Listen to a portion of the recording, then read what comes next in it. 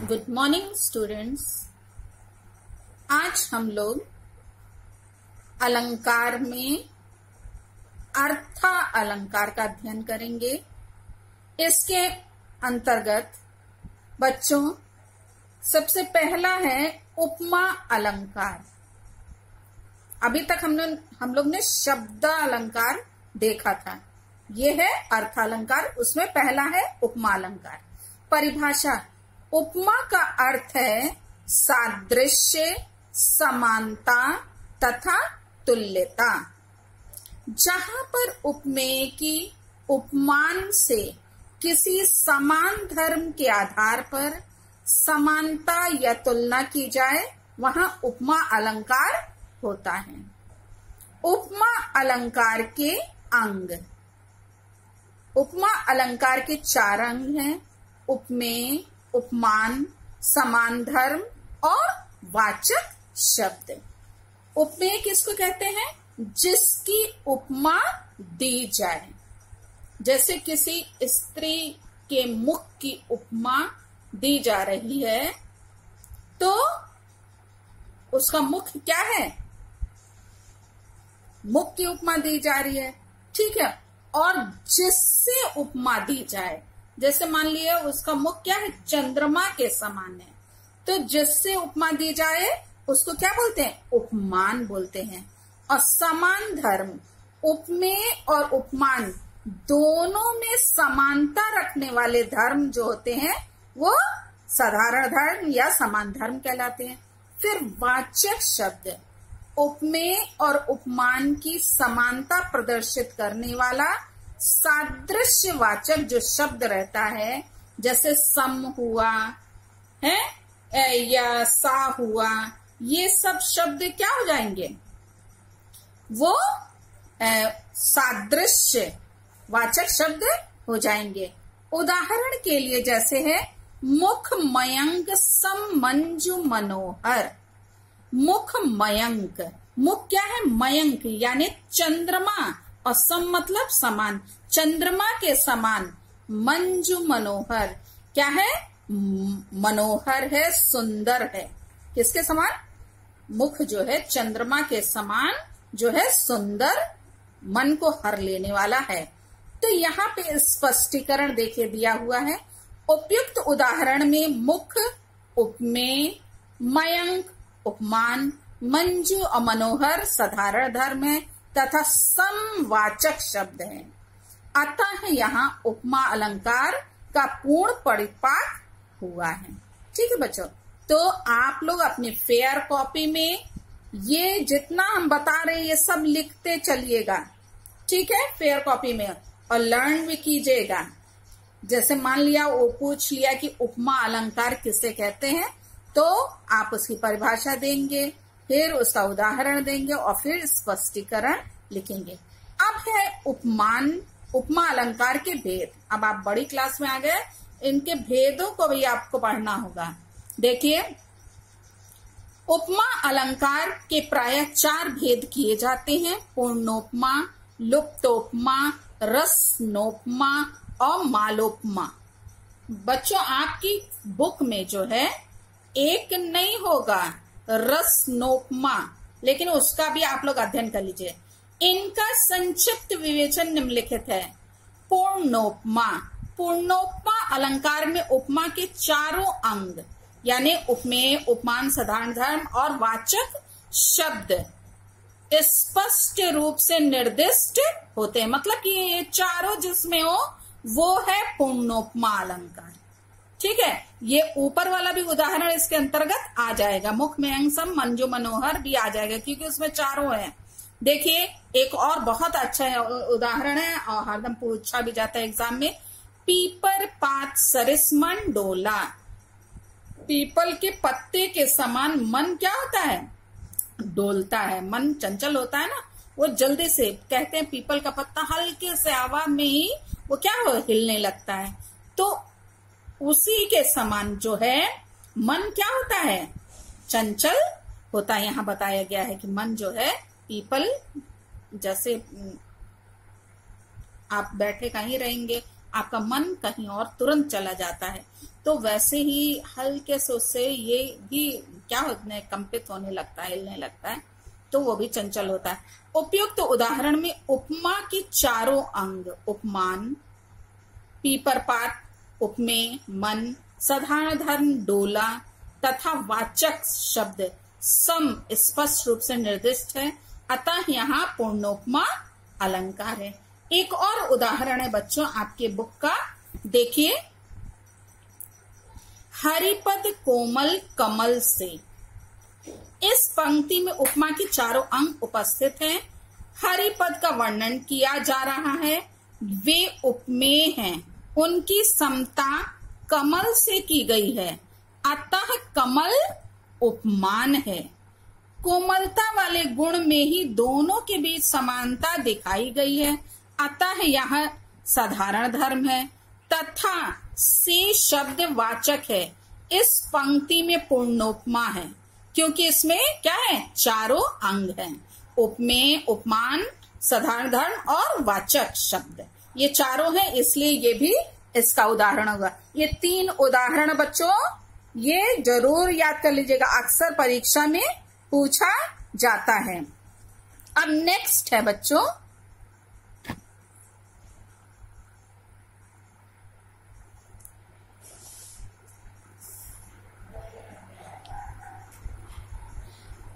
लुप्तोपमा। क्या है, लुप्तोपमा। जैसे नाम से ही पता चल जा रहा है कि लुप्त है, इसमें कोई चीज मिसिंग है। उपमेय, उपमान, साधारण धर्म तथा वाचक शब्द में से किसी एक या अनेक अंगों के लुप्त होने पर लुप्तोपमा अलंकार होता है। लुप्तोपमा अलंकार में उपमा के 3 अंगों तक के लोप की कल्पना की गई है, मतलब 3 अंग जो है लुप्त हो जाएंगे, बस एक अंग रहेगा, फिर भी ये क्या रहेगा, उपमा अलंकार का उदाहरण होगा। यहाँ पे देखिए, नील सरोरु श्याम, तरुण अरुण वारिज नयन। उपयुक्त उदाहरण में नयन उपमेय, सरोरु और वारिज उपमान तथा नील और अरुण साधारण धर्म है, और समान आदि वाचक शब्द का लोप है। मतलब इसमें क्या है, वाचक शब्द नहीं है, समान शब्द इस पंक्ति में नहीं आया है, अतः यहाँ लुप्तोपमा अलंकार है। ये भी उपमा अलंकार में आप जैसे केवल उपमा अलंकार पूछा तो आप इसका उदाहरण दे सकते हैं, क्योंकि ये उसी के अंतर्गत भेद एक है ना। इसमें क्या है, बस एक समान शब्द का लोप है, इसलिए ये क्या है, लुप्तोपमा अलंकार हुआ। अब है रसनोपमा अलंकार। जिस प्रकार एक कड़ी दूसरी कड़ी से क्रमशः जुड़ी रहती है, उसी प्रकार रसनोपमा अलंकार में उपमेय और उपमान एक दूसरे से जुड़े रहते हैं। देखिए उदाहरण, सगुन ज्ञान सम उधम, उधम सम फल जान, फल सम पुनि दान है, दान सरिस सन्मान। इसमें देखिए उधम उधम, जान यहाँ पे फल फल, दान दान, ठीक है, जान सम्मान है ना। ये सब क्या है, एक दूसरे से उपमेय और उपमान जो है क्या है, जुड़े हुए हैं। उपयुक्त उदाहरणों में उधम, फल, दान, सम्मान, उपमेय अपने उपमानों के साथ श्रृंखलाबद्ध रूप में प्रस्तुत किए गया, अतः यहाँ रसनोपमा अलंकार है। ठीक है बच्चों। अब है मालोपमा अलंकार। मालोपमा का तात्पर्य है माला के रूप में उपमानों की श्रृंखला। जैसे आपका नाम पढ़ने से ही देखिए क्लियर हो जा रहा है, माला के रूप में क्या है, उपमा उपमानों की श्रृंखला है। एक ही उपमेय के लिए जब अनेक उपमानों का गुम्फन किया जाता है, गुम्फन यानी अनेक उपमान जो हैं एकत्र किए जाते हैं, तब मालोपमा अलंकार होता है। उदाहरण देखिए, पछतावे की परछाई सी तुम उदास छाई हो कौन, दुर्बलता की अंगड़ाई सी अपराधी सी भय से मौन। उपयुक्त उदाहरण में एक उपमेय के लिए अनेक उपमान प्रस्तुत किए गए हैं, अतः यहाँ मालोपमा अलंकार है। ठीक है, तो ये रहा बच्चों उपमा अलंकार और उसके 4 ये भेद जो हैं। आपकी पुस्तक में बच्चों ढेर सारे उदाहरण जो हैं लुप्तोपमा के दिए हुए हैं, इसको भी आप पढ़ लीजिएगा, ताकि मान लिया उदाहरण आपको दे दिया और पूछा ये कौन सा है अलंकार, तो आप बता सकते हैं। इसलिए आप इसको भी एक जगह नोट करके रखिएगा।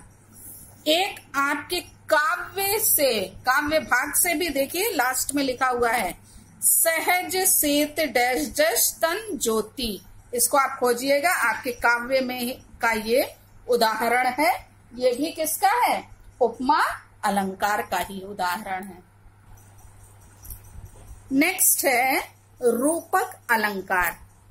जहां उपमेय में उपमान का भेद रहित आरोप हो वहां रूपक अलंकार होता है। रूपक अलंकार में उपमेय और उपमान में कोई भेद नहीं रहता है।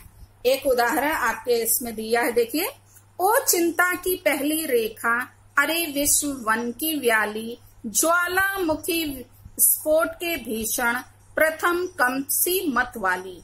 उपयुक्त उदाहरण में चिंता उपमेय में, विश्व वन की व्याली आदि उपमानों का आरोप किया गया है, अतः ये क्या है, रूपक अलंकार है। एक और रूपक अलंकार का छोटा सा आपको उदाहरण बताएं, देखिए बुक का है बंदहु गुरुपद कंज। क्या है, बंदहु, इसको नोट कर लीजिए, बंदहु गुरुपद कंज। यहाँ गुरुपद उपमेय में, कंज उपमान का आरोप है, अतः रूपक अलंकार है। छोटा सा है, इसको आप नोट कर लीजिए।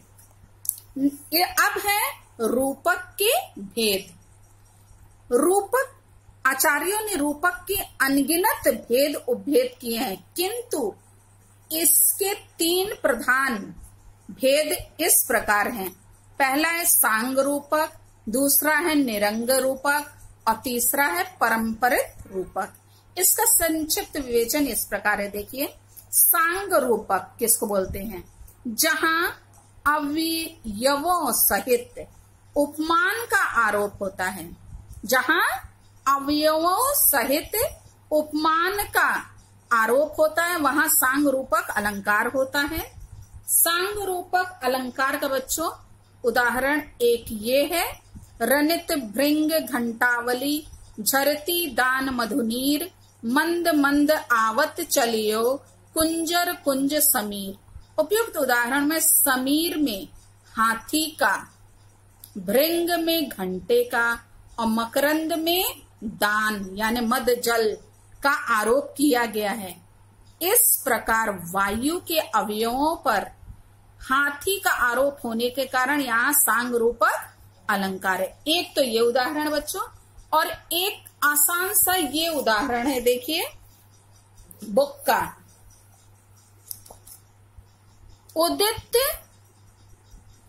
उदित उदयगिरी मंच पर, रघुवर बाल पतंग, बिगसे संत सरोज सब, हर्षे लोचन भृंग। ये बच्चों लर्न कर लीजिएगा, ये उस वाले से आसान है।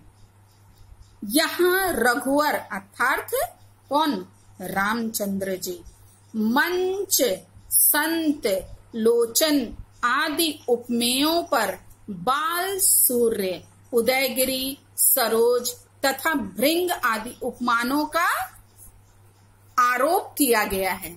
उपमानों का आरोप किया गया है, अतः यहाँ सांग रूपक है। ठीक है बच्चों, इसको आप नोट कर लीजिए।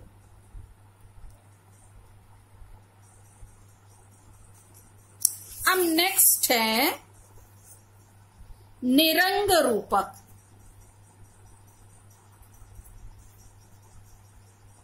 जहां अवयवों से रहित केवल उपमेय और उपमान का अभेद आरोप होता है, वहां निरंग रूपक अलंकार होता है।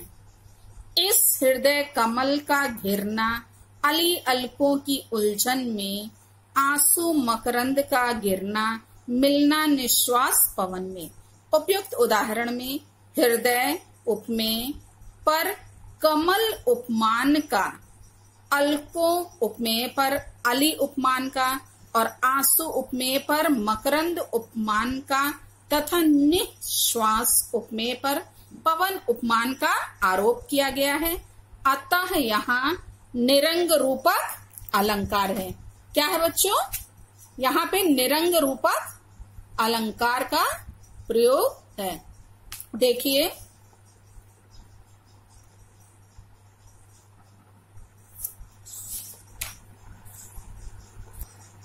निरंग रूपक अलंकार में बच्चों एक ये आप उदाहरण जो हमने पहले शुरू में बताया था, रूपक अलंकार जब बता रहे थे तो उसमें ये हमने उदाहरण दिया था। ये उदाहरण निरंग रूपक में भी फिट है। देखिए, बंदहु गुरुपद कंज, ये निरंग रूपक है क्योंकि गुरुपद में ही कंज का आरोप है और गुरुपद उपमेय के अंगों में कंज उपमान के अंगों का आरोप नहीं है। ठीक है, इसलिए क्या है? निरंग रूपक अलंकार है। तो ये बच्चों छोटा सा है, ये आप लर्न कर लीजिएगा। देखिए, दो और उदाहरण जो है सांग रूपक, जो इससे पहले हमने आपको समझाया था, उसका दो और उदाहरण है। यहाँ बहुत आसान सा आपकी बुक का ही है। बीती विभावरी जागरी, अंबर पर्णघट में डुबो रही, तारा तारा घट उषा नागरी। फिर दूसरा है संतो भाई आई ज्ञान की आंधी रे, भ्रम की टाटी सबे उड़ानी, माया रहे ना बांधी रे। ये हमने आपको समझाया है काव्य में, ये पैरा था कि जब ज्ञान की आंधी आई तो क्या हुआ, जितनी भ्रम की टटिया थी वो सब क्या हो गई, वो उड़ गई और जितने बंधन थे वो सब खुल गए। देखिए, यहाँ ज्ञान की आंधी, भ्रम में टाटी तथा माया में रस्सी का आरोप किया गया है। ये उपमेय एक दूसरे से संबंध रखते हैं और इसमें ही उपमानों का भी प्रयोग किया गया है। ये आरोप भी एक दूसरे से संबंध रखते हैं, अतः यह सांग रूपक का उदाहरण। तो ये दोनों भी उदाहरण बच्चों आप लोग अपनी फेयर कॉपी में नोट कर लीजिएगा जरूर से। ये सांग रूपक का है और ये तो हमने अभी निरंग रूपक का आपको एक छोटा सा बताया है। आप लोग को खोज खोज के हम बच्चों दे रहे हैं ये छोटा छोटा। एक सांग रूपक का एक और उदाहरण यहाँ पे है। वो बच्चों बस 3 उदाहरण हमने सांग रूपक का आप लोग को बताया है। ठीक है, वो तीनों आप लिख लीजिएगा। अब ये आई परंपरित रूपक, जहां उपमेय पर एक आरोप दूसरे आरोप का कारण होता है, वहां परंपरित रूपक अलंकार है। बाड़व ज्वाला सोती थी इस प्रणय सिंधु के तल में, प्यासी मछली सी आंखें थी विकल रूप के जल में। उपयुक्त उदाहरण में आंखों उपमेय पर मछली उपमान का आरोप, रूप उपमेय पर जल उपमान के आरोपों के कारण किया गया है, आरोप के कारण किया गया, अतः यहाँ परंपरित रूपक अलंकार है। इसको अब बच्चों आप लोग अपनी फेयर कॉपी में लिख लीजिएगा। और एक और उदाहरण आपकी बुक का है, देखिए।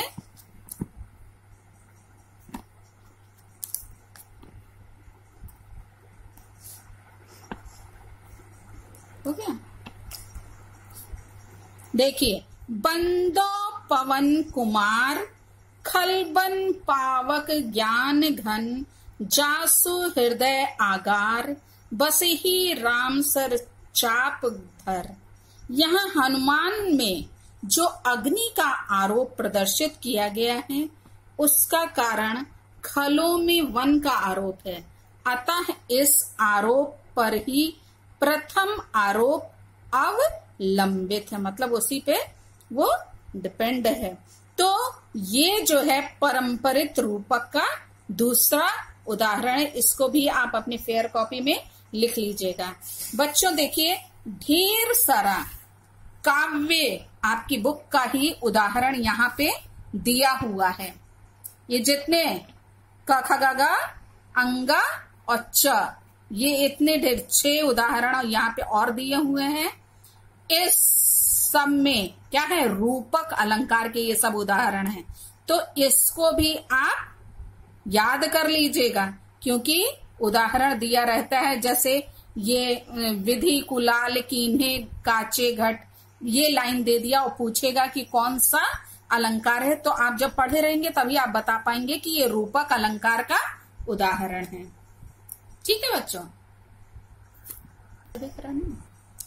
अब नेक्स्ट है उत्प्रेक्षा अलंकार, जहां उपमेय में उपमान की संभावना की जाती है, वहां उत्प्रेक्षा अलंकार होता है। उत्प्रेक्षा को व्यक्त करने के लिए प्रायः मनो, मनहु, मानो, जाने हो, जानो आदि वाचक शब्दों का प्रयोग किया जाता है। ये बहुत आसान है बच्चों, जहां आप लोग देखिएगा इन शब्दों का प्रयोग आप समझ जाइएगा ये कौन सा है, उत्प्रेक्षा का उदाहरण है। सोहत ओढ़ है पीतु पटु, श्याम सलोने गात, मनो नीलमणि शैल पर, आतपु पर्यो प्रभात।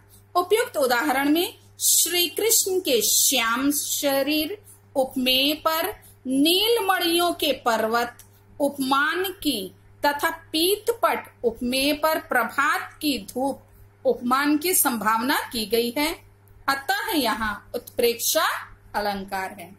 आप ये पढ़े हुए हैं, आपके कोर्स का है कि जो श्री कृष्ण हैं वो क्या है, पीले वस्त्र को है ओढ़े हुए, पटु, पटु मतलब वस्त्र जो है, पीतु ये मतलब पीले, पीले वस्त्र को ओढ़े हुए हैं, किस पे, गात मतलब शरीर, वो श्याम सलोने गात, वो श्यामल उनका रंग है, आप सब जानते हैं।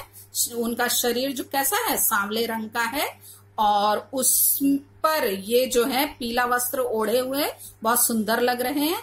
मानो किसके समान, नीलमणि पर्वत पर क्या है, सूर्य की जब प्रातः कालीन किरणें पड़ रही हैं पीली पीली, तो उसी के समान वो सुशोभित हो रहे हैं। उसका यहाँ है उत्प्रेक्षा के भेद बताए गए हैं आगे।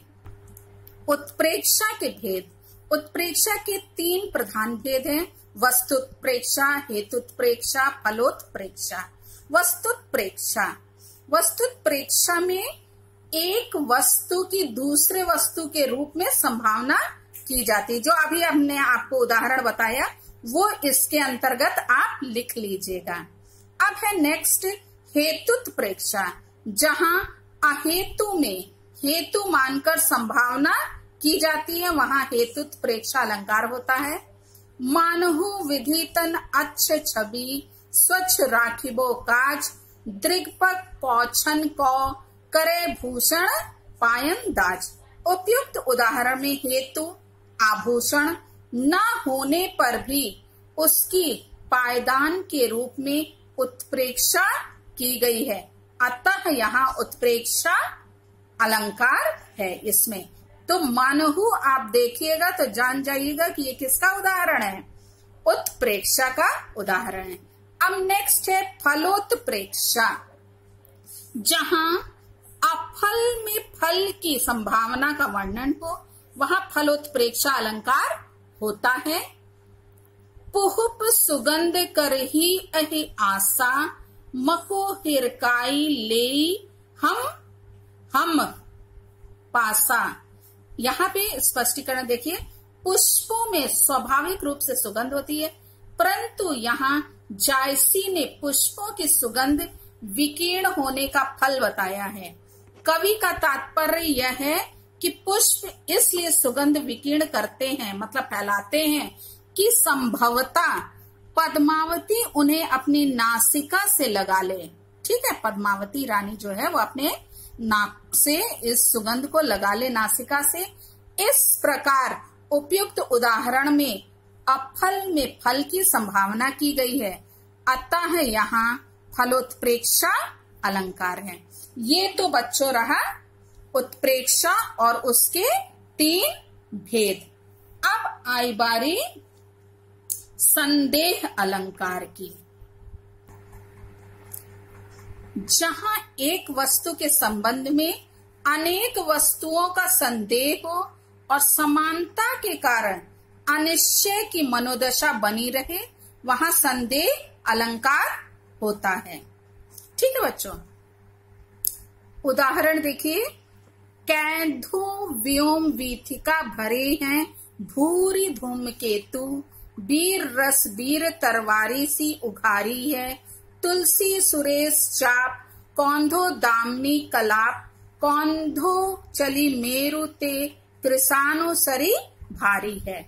उपयुक्त उदाहरण में लंका दहन के वर्णन में हनुमान जी की जलती हुई पूंछ को देखकर लंका वासियों को यह निश्चित ज्ञान नहीं हो पाता कि यह हनुमान जी की जलती हुई पूंछ है या आकाश मार्ग में अनेक पुच्छल तारे भरे हैं, अथवा वीर रस रूपी वीर ने तलवार निकाली है, या यह इंद्रधनुष है, अथवा यह बिजली की तड़क है, या यह सुमेरु पर्वत से अग्नि की सरिता बह चली है, अतः यहाँ संदेह अलंकार है।